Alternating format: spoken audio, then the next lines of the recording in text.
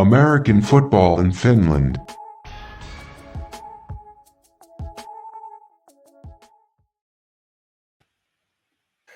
The voice in your ears and the face on your screen. I'm Perfect Purvis, and this is American football in Finland. So today I'm joined by my co-hosts, Coach Q and Chris Green. What's going on, fellas? What's up? Yes, sir. I think this is going to be the last one of the year, so it's going to be a good one. The AFF podcast is available everywhere you listen to your podcast, and you can see us visually here on YouTube. I don't know what happened last week, but it just didn't work, so it is what it is. But wherever you listen or watch, be sure to subscribe, follow, and like us. And anyone who is listening, watching, commenting, but not hitting that like or subscribe button, you're a hater. We know that. And that's all right. We can get on with the show anyways. We know the haters out there.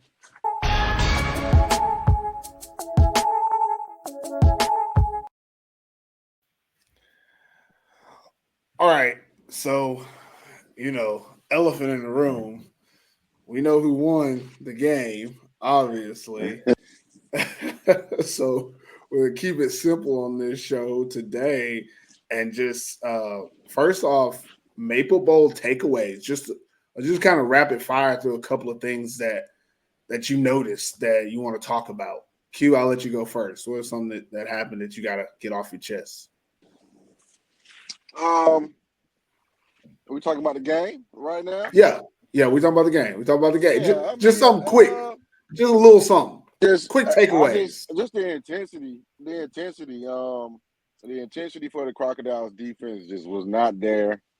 The time it seemed like they just came out flat and stayed flat. Never really had a get up about themselves on the defense. Offensively, they had spurts where Sarkula was doing this thing, and but the Roosters, like I said before the game, the Roosters have been in. The coaches have, so they already know how to prepare their team to play in that game. And I think you watch the game, you see the difference of a football program, and the Roosters just displayed that better. And yeah, that's what I seen. I mean, I knew the Roosters was going to win. That's why I picked them anyway. Second, originally from the start of the season, because of the Butchers, what they were bringing back, but the Roosters were at second chip game anyway. But they were a team that consistently, I believe, got better throughout the season, and that showed in the championship game. It showed that everything that they've been doing all year came together on defensively and offensively, and it just wasn't even close. So. What about you, Chris? Your initial takeaways from this game, like just one big one, something that was crazy. My big one is really realistically both defenses didn't really show up. I'm looking at the offensive yards for both teams combined, 893 yards. Well, how many of those came from the Crocs though? Like, just be specific with that one. So Roosters had 497, so nearly 500. Crocs had 396. So nearly 400. So, yeah, I mean, lots of offense from both teams. And just, yeah, I mean, like, the stats are very similar. Although they outgained them, like, offensive stats are very similar. Although they outgained them by 100 yards, everything else is quite similar. And I think that's my biggest takeaway from that, apart from, obviously, the scoring. But other than that, I mean, on paper, it looks like it should have been a close game, but it wasn't. It was a blowout.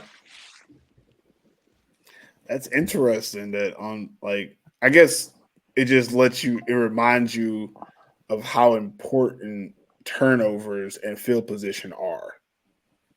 Because if a team only has 100 more total yards, you think it's close, but that game was not close because one team turned it over a little too much. One team couldn't keep the ball in their possessions.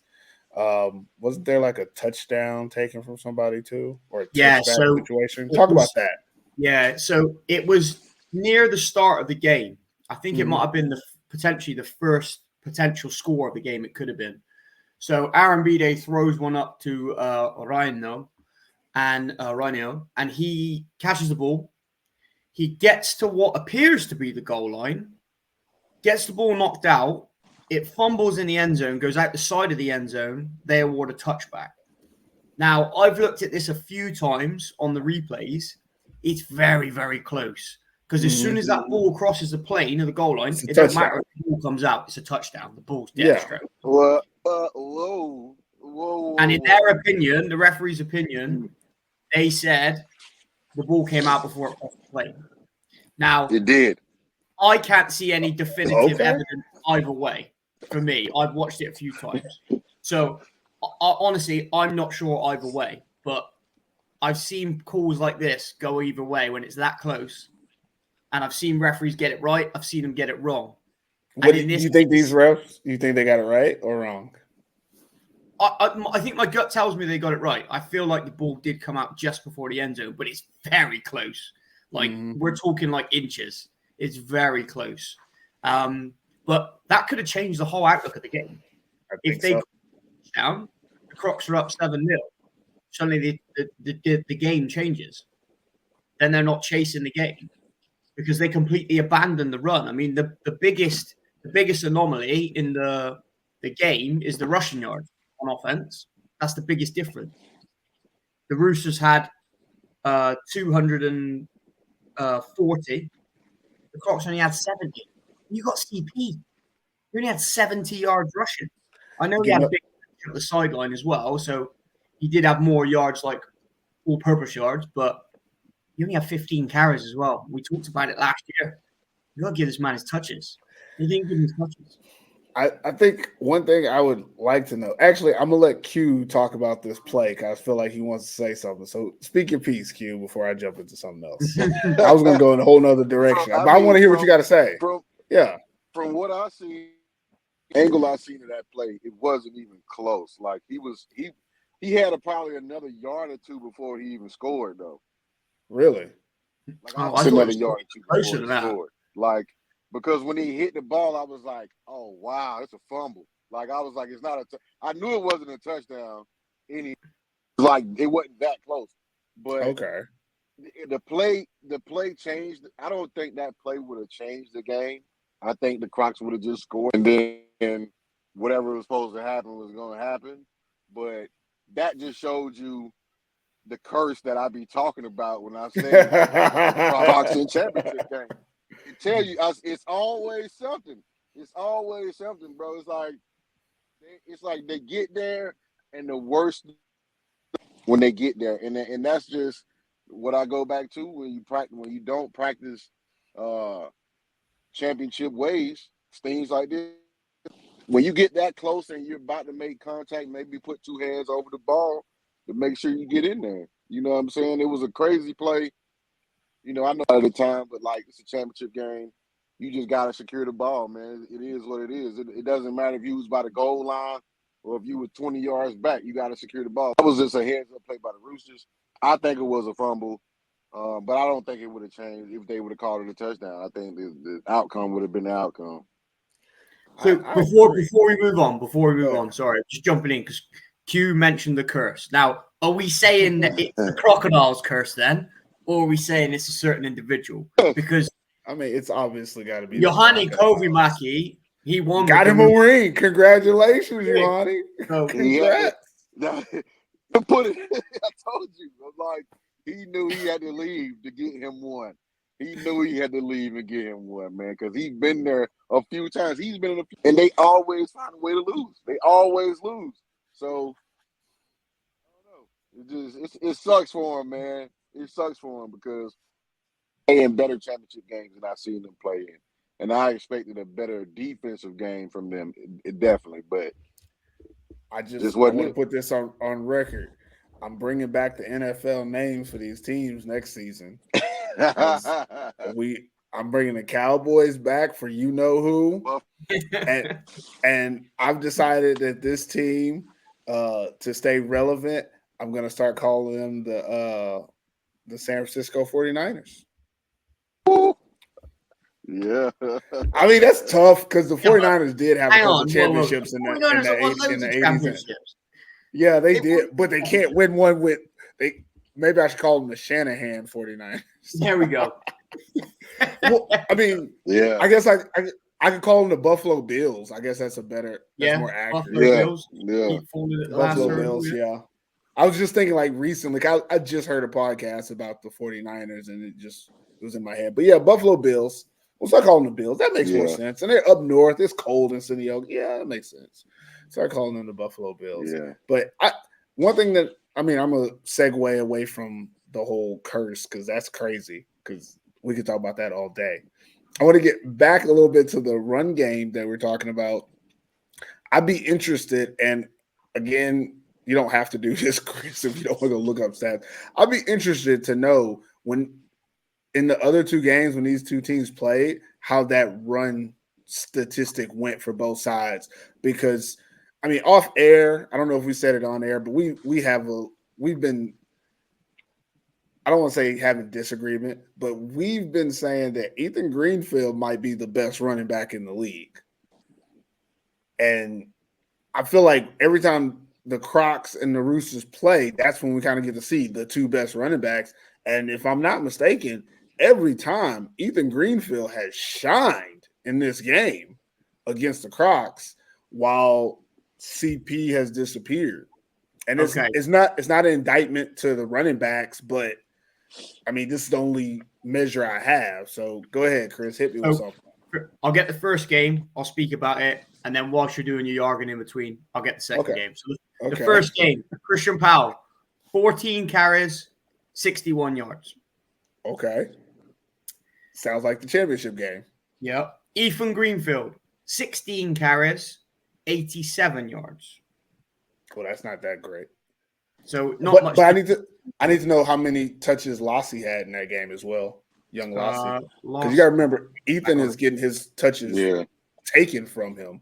So his touches aren't as like consistent. Lassie had 6. Oh, so so he would have had over 100. So he'd have had over 100 yards if he'd have had all the carries. Yeah. Okay. Easy. Well, yeah. And then give me a second. I'll find the second game. Yeah, but I mean, again, it's just I feel like obviously these are the two best running backs, but if the championship is any indicator, Ethan Greenfield probably the best offensive player in the league. We did vote. Go ahead. Second game. Ethan Greenfield, 14 carries. Lassie had 8. Okay. Bear that in mind. That's a lot. Ethan Greenfield, 14 carries, 101 yards, and 3 touchdowns. Okay, that's a solid game. Mm-hmm. Christian Powell, 19 touches. That's more. 55 yards and 1 touchdown. Hold on. Let me throw this out here. They played. Well, first of all, let's put some respect on the Roosters defense. They played the Crocodiles 3 times. Christian Powell's never cracked 75 yards rushing. Slowed him down. Again, we're saying if you get 15 carries, you should get 75. If you get 20 carries, you should get 100. That puts you at 5 yards a clip, which is a lot, but it's doable in this league. CP we're talking about. Yeah, CP. We're expecting that. His average has got to be over 6 yards anyways. Yeah. So, and then on the other side, how many did Ethan Greenfield have in the championship? In the championship, here we go. Ethan Greenfield, 11 carries, 185 yards, and 1 tug. And he also had a receiving touchdown as well. I mean, if you again take nothing away from CP because he's still that guy, but when you look at this season, you have to say Ethan Greenfield's the best running back in the league, and I just think that we needed to say that on this podcast because I feel like people are forgetting that we have to be relevant to the time this season. We can't go. You can't let people's entire careers hold true for this season. This season, Ethan Greenfield was the best running back in the league. Powell's numbers from the final? I guess you could tell me, but I don't think you're going to impress me much. 15 carries for 69 yards. But he did have 2 catches for 91 yards and a touchdown. So, I mean, so he's still over 150 all-purpose. yeah. Which is, it's still a good CP game. Ethan Greenfield, did he have any catching yards? All-purpose 158 all-purpose for Powell was 158. All-purpose for Ethan Greenfield, 185, 18, and 55, so 258.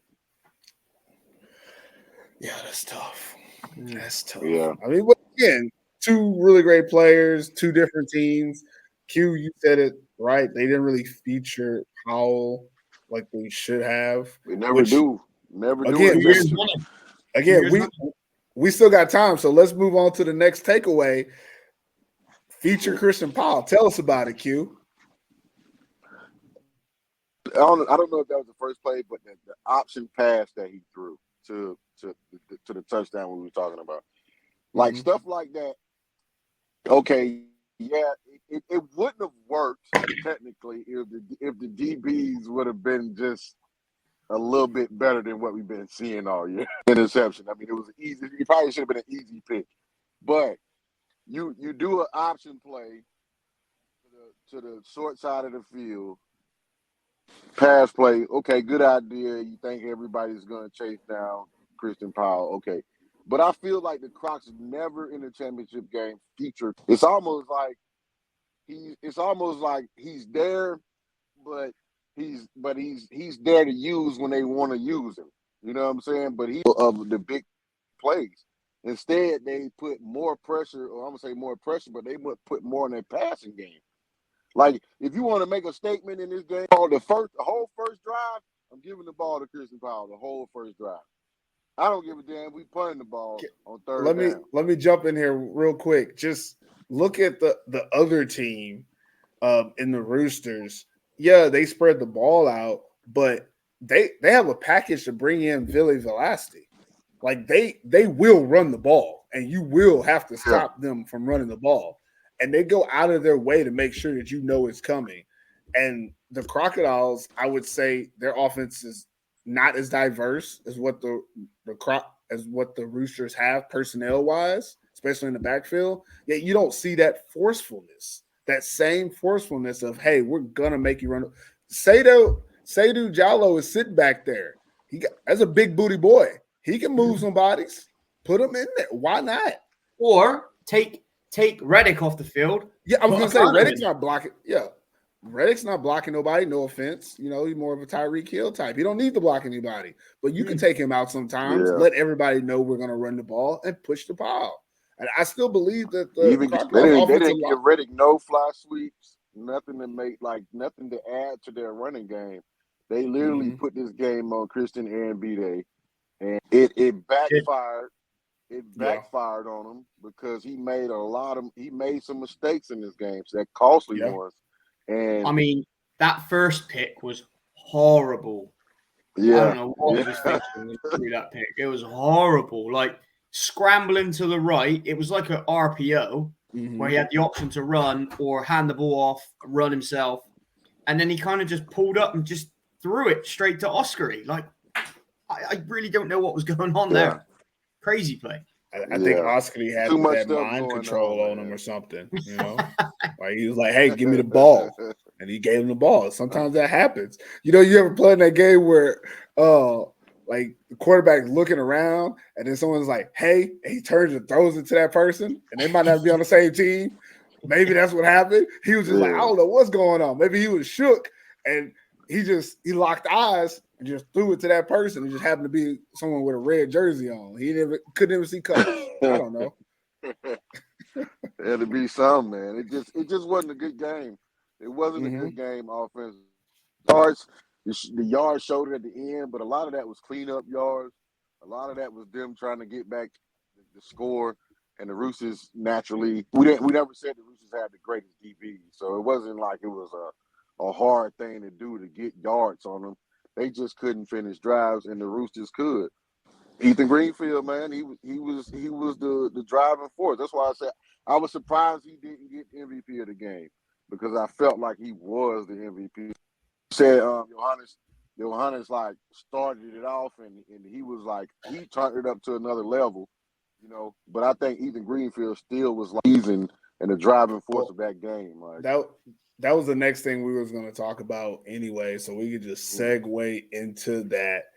If you had to choose an MVP from this game, who would you choose? I'm gonna let Chris go because Q kind of already told us his. So, Chris, if you had to choose an MVP from this game, who would you go with and why? I mean, there's a few nominations, so I'm going to shout out a few players that could be in the running potentially for it. So, obviously, you've got Ethan Greenfield. He had a big day running the ball.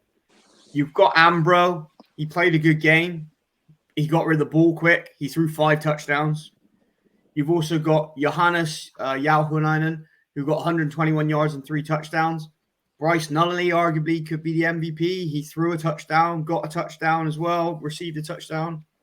But for me, I agree with you. I think Ethan Greenfield was the difference maker in this game. Like, he was going stupid on the Crocodiles defense. Like, he just went crazy. Like, he was just having it his own way, like a Burger King drive-through. Yeah, like, that's crazy. It was nuts. This boy was just running all over him. It was like he was playing against the under-10s from Senioki, not the Crocodiles. It was nuts. But yeah, I mean, Ethan Greenfield, he thoroughly, definitely deserved it. I mean, I get why they gave it to Ambro. I get why the league gave it to Ambro. He did have a solid game, I'm not going to lie. Like, he did a great job. 26 of 18. He threw 5 touchdowns. Like, he didn't make any mistakes, no picks. He was pick-free. And a lot of the reason was that is because his offensive line were doing a great job, and he was getting the ball out of his hands just quick. Mm-hmm. He made his read, bang, ball gone. 1-2, ball gone. 1-2, ball gone. Like, he just did a great job. And that comes down to the poor defensive backs play that we've had from the corners of the Crocodiles. And he was just able to get the ball to his playmakers. And that's exactly what he did. You know, he hit the middle of the field. He was hitting the outs. He was hitting everything. I would also like to jump in there a little bit that I said before the game. Him getting the ball out quick was going to tell us if their linebackers could get to the plays in time. Yeah. And they could not. Yeah, they just could not. Like, I mean, obviously the DBs have some say-so, but a lot of those quick screens that they were throwing, a lot of them quick dump routes across the middle as well, that's mostly linebackers. If linebackers close those windows, that doesn't happen, but, you know, it is what it is. And here's another interesting one before you carry on. So another thing about, like, Ambro, just as we're on it, like getting the ball out quick, he didn't take 1 sack. And there was only 1 tackle for loss the whole game. And you saw Taj Alston, you saw Charles O'Connor in the backfield, but they couldn't do nothing about it because the ball was gone. They were there. That's exactly what we said. That's exactly what we predicted, is that they were going to get it out quickly. They're going to have a plan. And the crazy part is they had the blueprint. It worked. Simple. They had the plan, and the Crocodiles did nothing to affect the plan. I don't know. Again, I watched the game, and I'll be honest, half-heartedly once I saw that it was a route.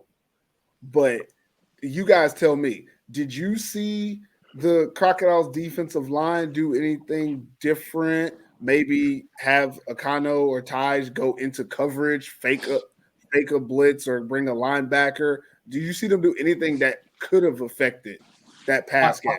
I can't remember a time when I didn't. So Q might remember one, but I don't remember any time when they dropped back. I saw them rushing quite a lot. I saw Taj Alston in the backfield quite a bit. He put a few hits on Ambro, but Ambro's already got rid of the ball. So I'm just from my understanding, we knew going into this game that the Roosters were going to get the ball out quick, and we don't coach the other team. But if we know that, I'm assuming that the Crocodiles know that as well, right? Which would mean that, you know, competent coaching and scheme and play calling or game planning, you would come up with a counter to that. If my 2 best players can't affect the game, how else can I either get them to affect the game or have our defense affect the game? I don't think the Crocodiles did that. I don't think they came into this game thinking, how are we going to win a different way? Because them trying to rush him, that never was going to work. If we said it on the podcast, that means everybody know it. We not doing secrets out here. Like, if we said that on the podcast that he's going to get out quick. We were on it. We said he's going to get out quick. So if we know that, that means the Roosters know that, the Crocodiles know that, and the Roosters decided to stay with that plan, and the Crocodiles did not adjust because I really feel like between Charles Acano and Tyus Austin, you have the athleticism of both of them could play linebacker. So again, I'm not the coach, but tell me, does it not make sense to at some times have them peel off and have your outside linebackers go and rush Something different to confuse the offensive lineman a little bit? Maybe that makes Ambro hitch instead of release the ball. Maybe that makes him do a little bit of a hitch, and that gives you enough time to either get there or maybe you can get a pick or something. Like, we didn't see that on the defensive side from the Crocodiles. And this is random. That was not where I was going with this conversation. But yeah, I felt like they didn't adjust well enough. But back to like the MVP conversation. For me, my MVP would be the Roosters defense. Because as we stated earlier, they held CP to under 75 yards rushing. And that, again, if you stop CP or slow him down, I'll say slow him down because he's still got his all-purpose yards. He's still going to get yards. But if you can slow him down, you beat the Crocs. Like there's no ifs, ands, and buts. And that defense did a hell of a job smothering him early so that the Crocodiles would do what they always do, forget about him. You know, he has to go make plays in the passing game because they forgot about him in the rushing game. And I think that the Rooster defense really gets credit. I mean, obviously, if I give it to all the players, got to give it to the defensive coordinator, Mike Wood, as well, for coming up with the game plan. But honestly, I think that they just went after the ball. They were aggressive the entire time. I thought it was random when actually Olin did he get that pick or was that not a pick? It wasn't a pick. It was a flag. It wasn't a pick. Okay, it was a flag. But it was one of those situations when I saw him on the field early in the game like that, because he hasn't been playing that much on defense this year. I think he's played really on defense. Yeah, the fact that he was in that situation and then he made a play, it was just evident that the Roosters had a plan. Like they had a very solid plan of this is the situation, this is what we're gonna do. This is who we trust in that situation to bring in actually Olin in a championship game to play critical moments when he hasn't really played defense this year that much for them. And you're going to take out your starter, obviously, to do that. And that was just something that I think that defense really did well was they played their personnel to their strengths and they held the Crocodiles offense in check the entire game. And it was never really in doubt. Last game of the year, Brent. Can't hold anything back now. Put your guys in. Yeah. Last thing about MVP, Q. Tell us a little bit more about why Ethan Greenfield should have been the MVP. But I think just watching the game, like he didn't leave any breathing room. Like he put pressure on them the whole game, and he made them tackle. And that's something they didn't do well, and they were bouncing off of him. He was running hard. He beat their defense down. And in a championship game, that's why I think he's the MVP because his performance alone, even in the passing game, his performance alone was heavy on their yards. Like he had, 285 total yards? Almost 300 yards. Almost 300 yards went to him. So that's why I say I don't understand how he didn't get MVP because he basically beat them, done it without all the other passing stuff. He probably could have beat them by himself. So when you think of what the Crocs do good, he was the part that I'm sure when they were in practice, they said we got to know where Ethan Greenfield is. But I feel like they feared the Roosters pass more. So, and even though it hurt them still in the passing game, but Ethan Greenfield probably had one of the best Maple Bowl performances that I've seen, and with my eyes, he probably had one of the best rushing performances I ever seen. So, that was I just think, Ambro did play a good, solid game, but that's what he's there to do. He's supposed to do that with those guys that he has there. He's like that. I don't think he did anything outside of like, well, we were like, wow, I can't believe Ambrose made that throw, or I can't believe he did this. But he did almost die. He did I don't know almost what die he's in that thinking game. about when he tried. Ambrose, please don't ever do that again. Try to jump in the end zone. I don't know what you was trying to do there. John Elway and it. He almost died. He had a good idea. It was just at the wrong time. Man. Just take the slide, bro. Take the slide and that's Ethan do it the next play, boy. But Ambrose did have a solid game. He had a solid year. I give him that. He had a total turnaround. Really good year. A total turnaround in his play, and that's part of the growing pains that I always say. I know we was on him hard last year. This is what we wanted to see. We wanted to see what changed in the offseason, what the Roosters would do different than what the Steelers did with him. And you see what happens when you put the right guys that play quarterback, and you let them be who they are, but at the same time you're coaching them, you're developing them. And Ambrose had a good solid year. He won it. You can't beat that. You know what I'm saying? But you also surround him with guys he's comfortable with. Mm-hmm. Yeah, you've got your two imports that are going to make plays. Like Bryce Nunnally's been a touchdown machine all year. Ethan Greenfield, we've talked about him. But then he's got his receivers that he's comfortable with. He's been throwing in for them for years. So he's got that connection there with them. Whereas in Kuopio, he probably didn't have that. So I just feel like he just seems more confident. Purvis said it straight away at the start of the year. He called it. Like he said, he's going to be more comfortable. He's going to be an MVP candidate, and he's going to be a hell of a lot better. And he's right. Like this guy's gone out there. He's not done anything above and beyond. Like don't get me wrong, he's not gone like a crazy season, but he's been solid. He's not turned the ball over. He's thrown loads of touchdowns. He's thrown loads of passing yards when they've needed him to. They've not overloaded him in the past game because they've had such a good run game as well. They haven't needed to. Mm-hmm. So I just feel like it's a good place for him to be, and it's a great offense for him with the guys that he's got as well. They just all fit the system really well. So we're jumping ahead. Hold on, we'll get there. We're going to talk about the season as a whole. But I wanted to say one last thing about the game. I feel like maybe. And again, I'm just trying to think of reasons and try to be the nice guy here. Maybe the reason the Crocodiles couldn't tackle Ethan Greenfield is because they haven't played against anyone like Ethan Greenfield. You got to remember, the next closest thing you have to Ethan Greenfield is Christian Powell, and he's on their team. So they're not tackling Christian Powell in practice. That ain't happening. So you got nothing to compare to Ethan Greenfield. And then even the other teams in the league, you don't have running backs similar to him that you've played. And who did they play in the semis? The Steelers, who didn't run the ball in that game, honestly.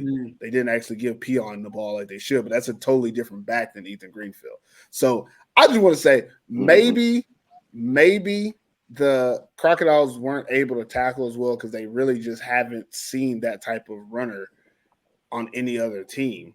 And they have the next closest thing, and he's not doing scout team duty. I doubt that's happening for the Crocodiles. So I'm trying to give the Crocodiles defense an out because I still feel like they were pretty good defense, but they just missed a lot of tackles that it didn't make sense because when I look at their defense, I see sure tacklers everywhere, and then in that game they were not so sure. So I don't know how else to say that they couldn't make those tackles. But moving on, 2024 is come to an end for the Maple League season. It was a good one. Let's spend, next 15, 20 minutes. Let's look back at it, man. What are some things that happened this year that you really enjoyed, didn't enjoy? I don't know. Give me something, Chris. I mean, our complete outlook from preseason, as it always is, ranking the teams, and then getting to about 3 or 4 games in and thinking, okay, we got that wrong. This is what it is. But you get that. Not all the teams share everything on social media. Like other teams are more active than others. You don't know what the caliber of imports are going to be like until they're out here. Yeah, they've done X, Y, Z wherever they've done it, but playing in Finland's a whole different ballgame. Even if it's your first time in Europe, it's a different way of playing. We've talked about it before in previous years and previous seasons. Like the D1 guys don't necessarily do a great job out here. They don't fit in well because they're not used to having to do everything themselves. Whereas the D3, D2 guys are much better suited to Europe, usually, as a rule of thumb, because they're used to doing things themselves. They're used to going to buy their cleats. They're used to going to get gloves. They're used to, whatever it is, sort their food out or whatever it might be that they need to do. So I just feel like it's always a real interesting thing to know that we rank the Butchers at the top, and then they just weren't what we thought they were going to be. That was out of pure respect. We'll never make that mistake again. No, I don't think Never. so. Although they brought most of the guys back, it was almost like, I don't want to say a fluke, but it was kind of like a one and done thing. Well, I would agree with you that like that team, the team that, and again, we're going back at the end of this season, we're going back to all the way last season, a full circle. But the team that won that championship, that team would not have beaten these top 3 teams from this year. No, that team still would have came in 4th place and not beaten the Roosters. Like, they got slightly better, but everyone else got much better. The one thing I said at the beginning of the season was that the league is better this year. These teams would have beaten much worse teams. I had someone speak to me earlier about, those teams that played in like 2020, 2021 or something like that. And they're like, yeah, if we had that team, we'd be in the playoffs. And like, I don't know, bro. Like these 3 teams between the Roosters, the Crocs, and the Steelers, these are 3 of the best teams we've had in the last 3 or 4 years. Yeah. And I say that, I mean, if anybody wants to argue it, we can. Well, I mean, I don't think nobody is beating the 2020 Steelers. True that. Yeah. I give you that. The Anthony Reason over, man. That all-star team was ridiculous. They team. But you're talking about the season. You're talking about the season that the Roosters took off because it was only 5 games. Like everybody took off basically. Everybody took off. So it is what it is. But again, like I was saying about this year, is that everyone got so much better. And even looking at this championship game, the Roosters outplayed the Crocs, but it doesn't change our mind at all about where the Crocs finished this season or where they should be. Like, they're exactly where they should be. And the difference between these teams, the score is the score. It is what it is. But you still feel like these teams are closer than what that score was, especially when you go look at the stats, like what Chris was saying. But it's football, you got to play on the day. And if you don't rise to the occasion, it can get ugly very quickly. But I forgot where I was going with my tangent. Any other from the season that you really liked? Q, got anything, or did you want to talk about? I really wish we could have seen Josh Taylor. I knew you were going to say that. It's staying to me, man, because I would have liked to see them and where they would be at this point in the season if he hadn't got hurt. It changed a lot with their offense. It changed a lot with their rhythm, their momentum. It changed a lot with Austin Brock. Austin Brock's stats probably would have been crazy. Hurt. I just think we probably would have had a better playoff picture. With him being healthy all season as well. But also, can I throw this out there? Can I be devil's advocate? They lost before he got hurt. They lost the week before he got hurt. The Butchers beat them, and he was healthy. They could have been on a downward trend already. I don't know. Bad game. I think he just had a bad game. He did have a bad game. That was the first bad game he tried some stuff. Yeah, but I just want to see him a healthy full season. You think they just run to it back? See like what? Yeah, I think they should. I think they should run him and Austin Brock back. I think everybody should run it back except for the Royals. Yeah. I think Alpha need to go play for. If he's saying Alpha needs to go. Senioki. I was like, Senioki makes sense, but I just don't. Yeah. I don't think Alpha is that finished. I don't think he's that finished that he will go to the rivals. Like, I don't think he's there yet. I think he's got a little bit of I'd rather beat them than be them in him. I mean, it's foolish in my opinion. Yeah, No offense. but it's like obviously he wouldn't go to the Roosters because that'd just be saying like so he Yeah, gotta I go mean, it makes somewhere. sense. But the problem is that Yeah, that's like their rivals. That's the only problem. Like, if he goes there, yeah. like, I I just don't mean, want him to like, waste his time at the Royals no more, man. yeah, Like that's I just don't want him to do that no more. how can he get For out real, of like in the Boston? playoffs. That's the We question. need him The in man the is playoff trapped. picture. We He's need trapped in him. Boston. He's You know what I'm trapped. saying? We need him in the playoffs, bro. In the playoffs Can you because he's imagine? gonna like, man. Hey, So you I know hate it what? for him. I hate it Let for me him, just throw bro. this out there. Let me throw this out there. I'm pretty sure the Tampa Saints are coming up. Yeah. I Yeah, can see them. I It'd can be see bad them. luck either. I Yeah, can see them. I don't know the driving distance from Voss to Tampa, but it can't be that bad. I think they can make it work. They could get him down there. If he goes to Tampa, that could change things because that could make them a little bit more of a contender. Because we're still, I guess, if I'm looking forward to like next season from this season, I'm telling everybody to run it back, but teams that I'm not expecting to run it back and I'm going to get a brand new look from Wausau Royals, y'all got to start over. Porvoo Butchers, you got to start over. Loyal Crusaders, you should just quit. Helsinki Wolverines. man.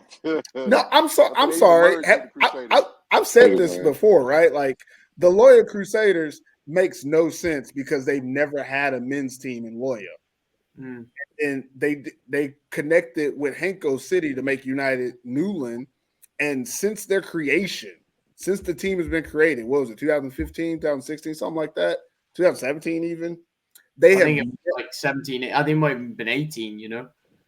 it was sometime since Yeah. that team has been created, they have never put a lawyer based team on the field. Like if you go and look at all their players and say how many of them are from that city, live in that city at all, you can't go with more than 5 or 6 players, which is not a team. And I think that as long as that organization is still trying to piece together a team every year by taking players from other teams, they won't be successful, but they'll also be pulling down other teams. Half of the Wolverines players are playing for, Loya some years and then coming back. That's ruining continuity. The Wolverines, I think they need to start over, but I think that there's people from Helsinki that could play on their team.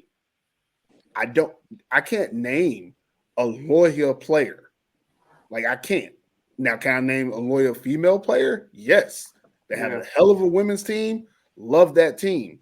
But the men's team, it doesn't make sense. And it's actually ruining the league to have that team every year full of either imports or random Finnish players from all over the country. But again, that's half the league that needs to change. Because then if them and the Wolverines, they're going to have a change. You're going to have Wausau have a change, Porvoo have a change, and you might be bringing in Tampa Saints and maybe even East City Giants might come up. East City Giants technically won the division, so they should be the team that comes up. I would like to see both of them come up. I like to see Loya be gone or at least merge with the Wolverines, and I think we could still do a 7 to 18 team league. It would be okay. I don't know. I don't know how I got to this point about looking into the future, but what about some more cool things that happened in this season? The review. Anything interesting happened that you want to talk about? Just looking back at the numbers, really, we had 2 receivers that were over 1,000 yards. Is that good or bad? I mean, that's good numbers, yeah. I mean like how many we do have last year? That's what I'm asking. Like now you're testing me. Well, I feel like 2 is a low number. Hang on, let me tell you. We had Whitner. Whitner had I feel like 1,000. Lucas had over 1,000. Alpha Kittner. That's it. So 2 and 2. Kristen had over 1,000. Seppinen had 975. Yeah. Oh, Lucas so he might Lucas have. never has that many yards. He just has Nautinen had exciting more. He had touchdowns. 762.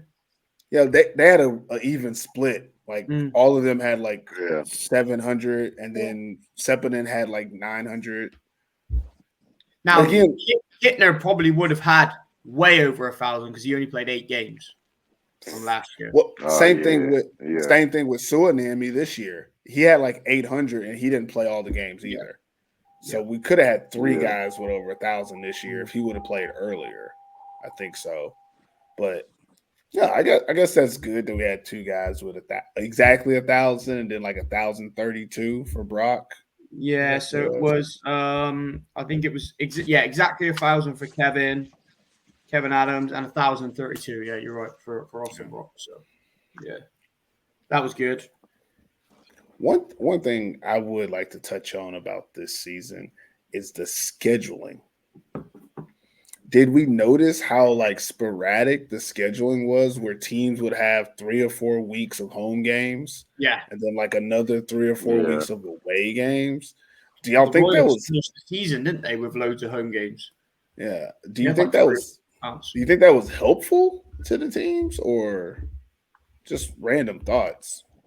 I don't know. I've had Yeah, that some of before them. where I've had a season with like 3 or 4 home games at the end of the season.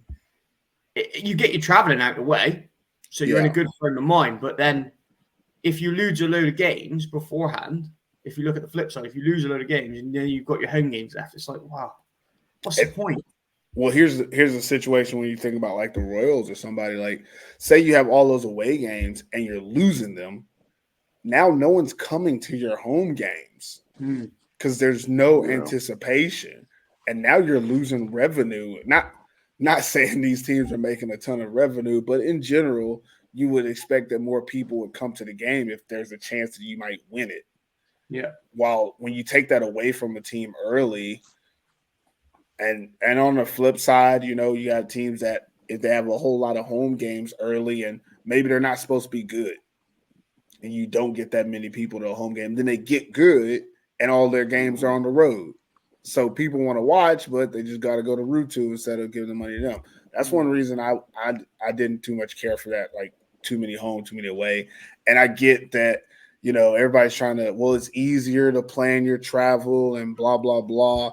But again, it's one of those things where when you take away the spirit of the game, you lose something. And I feel like a lot of teams, organizations, I don't know, leagues even, or I guess people, they want to have American football, but they don't want to do it the American football way. And that's one of those things is you don't take a month off to go here or there. Like it's not basketball. Like that's not good for anybody. And it only helps you if you're trying to like organize like the traveling and knowing exactly when and where. But again, you can still have that all organized in advance. You don't need to have a whole month blocked off for it. I just didn't like that too much. I'm not a fan of it. It made things a little icky for me. Again, like I said, like the excitement of like home and away is always a part of the game. They took that away. I didn't like that. But I guess I'd say something good. I got anything good to talk about before we get out of here about the season that you liked? Was interesting? Nothing? I mean, I like the caliber of quarterbacks from the top teams. So the top 3 teams, I really enjoyed the quarterback play. So you didn't like Aaron Bide, Josh Taylor, and Ambro. I really enjoyed watching those 3 guys play because I just felt like the passing game was electric this year, and they didn't throw too many turnovers either. Like I blame the cornerbacks for that. Yeah. You can't throw turnovers when receivers wide open, beating all the corners by 4 or 5 yards. Ambro did it last year. You can. His receivers weren't wide open, not like they are this year. God, but yeah, I've enjoyed watching the quarterback play this year. I feel like there's some really strong quarterback play at times.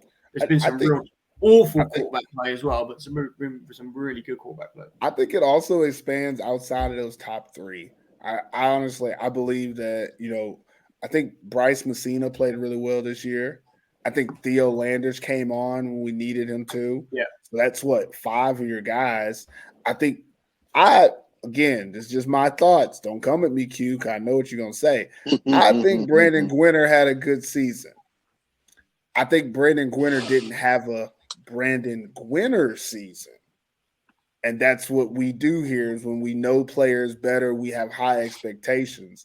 And again, Chris, make me right. Stat-wise, Gwinner is number 3 in yards, 3 in touchdown. Like he's top 3 or 4 in pretty much everything. Gwinner was second in passing yards with 2,477.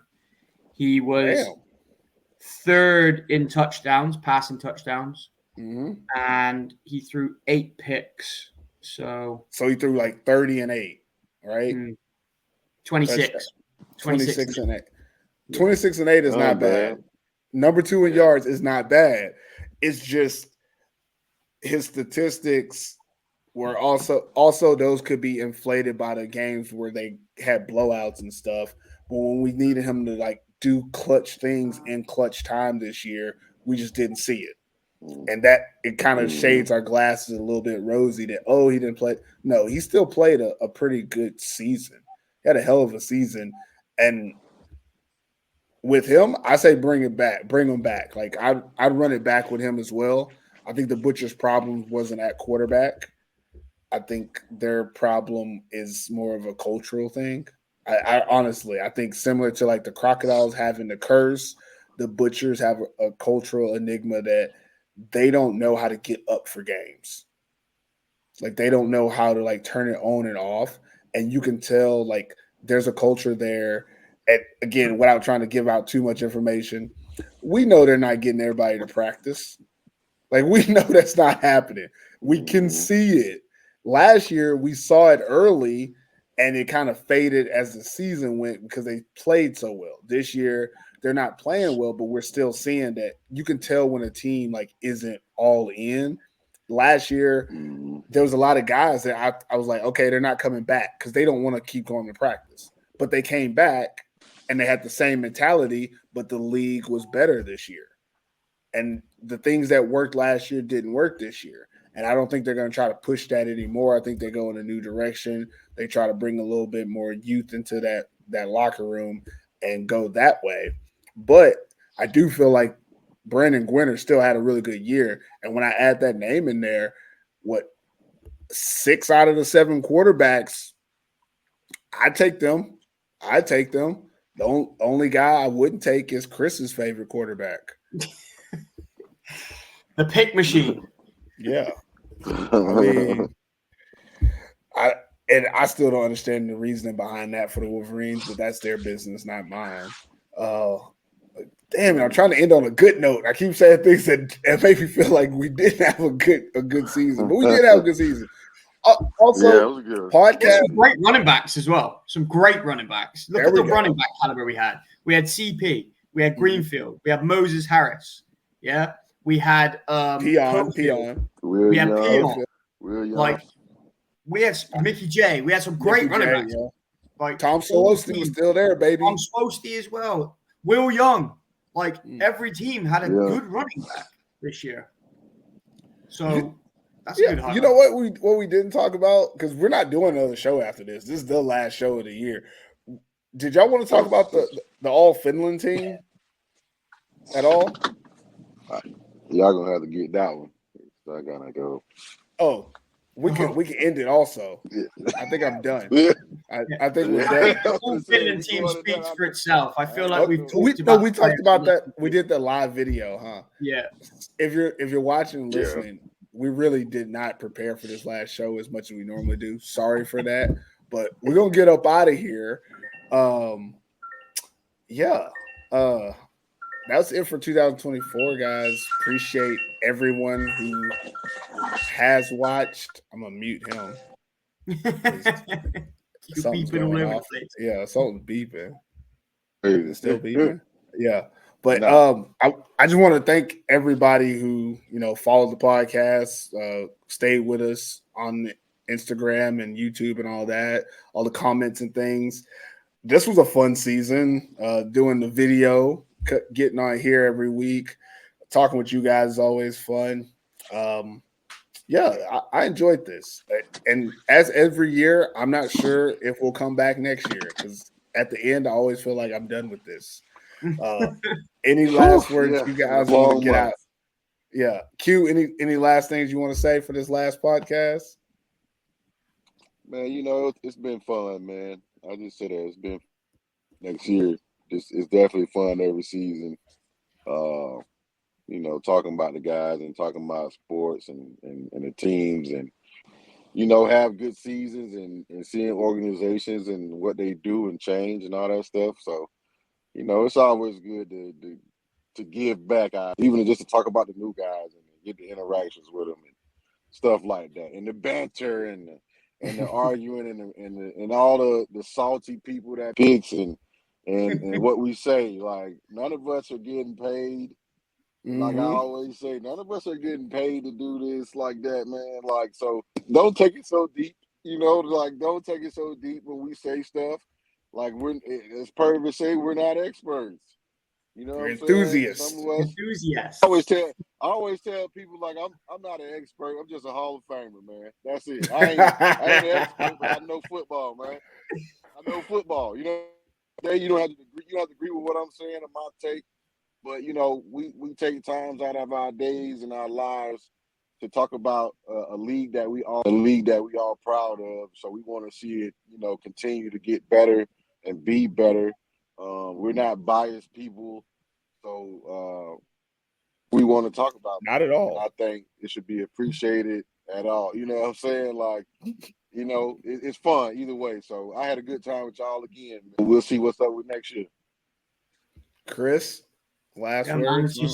It's just a pleasure to talk football with you guys, and thanks to everyone who's been tuning in this year. Like, it's been great. We appreciate the support. We wish support us some more, buy us a coffee, do whatever you need to do to help us, because it really does help. We've got to pay our way to run this, and we don't, as Q said, we don't get paid. We're volunteers. We give up our own time, but we do it for the love of the game, and we do it for the love of the league. We've all had a big part of the league. The league means a lot to us. We've all played for multiple teams in the league, so I feel like Finland's my second home.